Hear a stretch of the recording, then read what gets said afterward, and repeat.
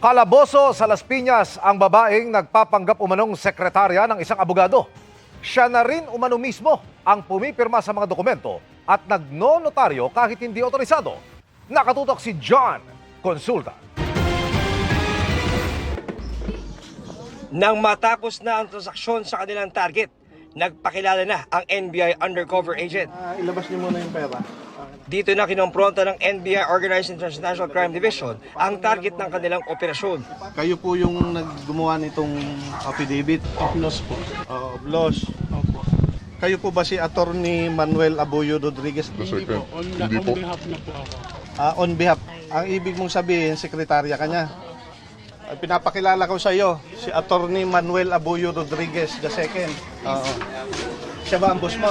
Hindi po si Sir Timothy sa akin. Hindi ko kilala siya. Ito pong subject natin ay nagpapanggap na sekretarya nitong abogado. Now, ang kanyang ginagawa po kapag may mga dokumentong ipinapakita sa kanya for notarization, siya na po ang pumipirma, making it appear that the document was actually signed officially by the lawyer who filed the complaint. Pagkatapos, babayaran po siya for the services. Sumbong ng complainant na abogado, patong-patong na perwisyo ang kanyang inabot matapos pikein ang kanyang pirma sa counterfeit na notaryo. Masakit bilang abogado at ako po ay isang officer ng Integrated Bar of the Philippines sa Manila. Kasalukuyan, suspended yung notary ko dahil sa dami ng mga fake notaries na gumagamit po ng aking pangalan. Parang sampal sa aming muka na merong mga individual na gumagamit ng supposedly trabaho na para sa amin lamang. Kinumpiska ang mga gamit ng suspect tulad ng cellphone, dry seal at mga pangtatak na ginagamit sa peking notaryo. Git ng suspect, akala raw niya legit ang kanilang non-appearance notary public na pinopromote pa niya sa social media.